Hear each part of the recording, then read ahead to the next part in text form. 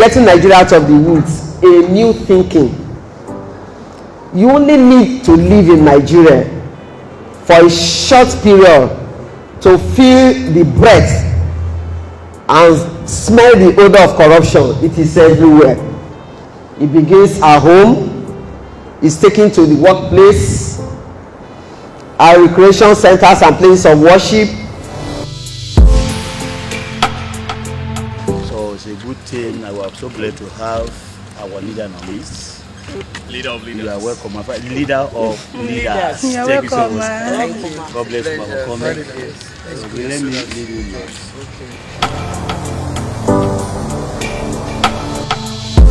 Virtually everybody is involved. The young and the old, men, women, students, judges, lecturers, journalists, civil servants, politicians, government officials, soldiers, civilians, security agents, just name it. Corruption is everywhere.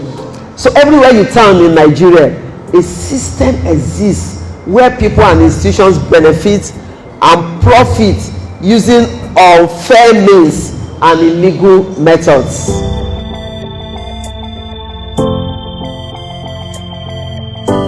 Our aims and objective includes but not limited to service and service effectiveness through networking and collaboration, to organize regular education and information programs. We organize sensitization program, training and community services as part of our corporate social responsibility, CSR. We embark on advocacy and community mobilization in a bid to further and sustain our relationship. Hence, the need for the program is my utmost hope and desire that we will have a successful training with a view of improving ourselves and the society at large. So ICPC is not about only prosecution of offences. We do many other things like you have heard. For the enforcement, we receive petitions from the public, and when those petitions are in line with the ICPC Act, we prosecute, charge the accused to court, and they are prosecuted.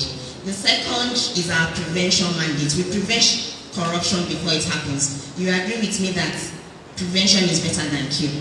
In fact, prevention is cheaper than enforcement, and we do that. And the third one is public education and enlightenment. We go to different gatherings and we educate people on why they should shun corruption and why integrity should be part of every Nigerian. If we don't have enough enlightenment, enough sensitization, then we will now come and be fighting corruption instead of preventing corruption. So tackling corruption therefore calls for demonstrable will at the highest level of government, as well as leadership by example. Lip service is not going to motivate the people to join the fight. The people buying is important because their attitude can either encourage or discourage the phenomenon. The huge paradox which daily confronts us is the frequent spectacle of the victims of corruption coming to the defense of corruption through open celebration.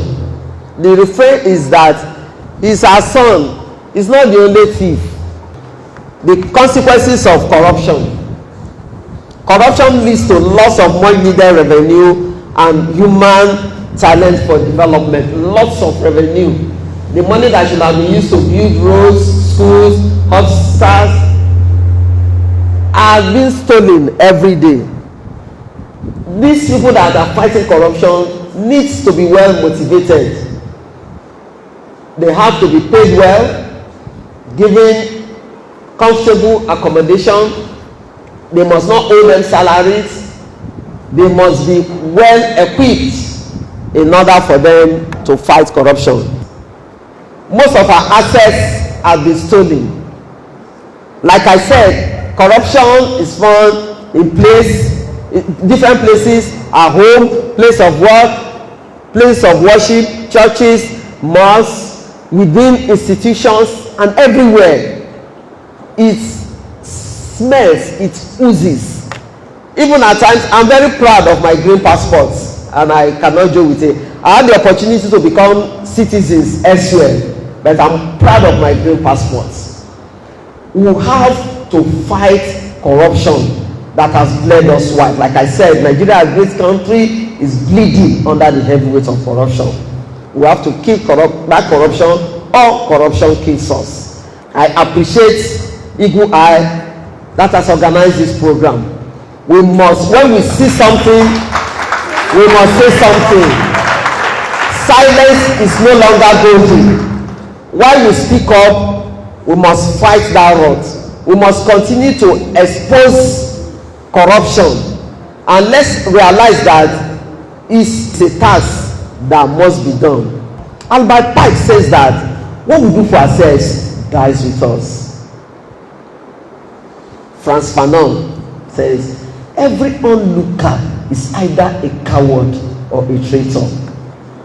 And Martin Luther King, like I said, our lives begin to end the day we become silent about things that matter.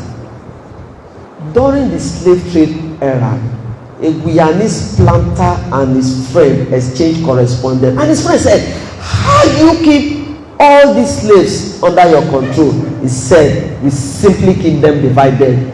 The more united we are as citizens, the more assertive we are as government, the more we believe that when we work together, we will be able to prevent corruption, we will be able to fight corruption. The more our great country, Nigeria, will rise, never to fall anymore.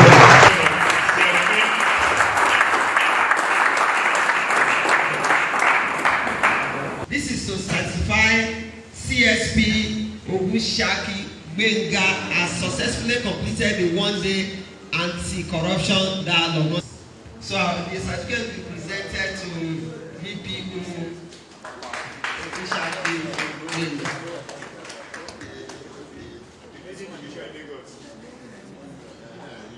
The leading division in Lagos. This is to certify that CSP and Mugoni have successfully completed the one-day anti-corruption dialogue.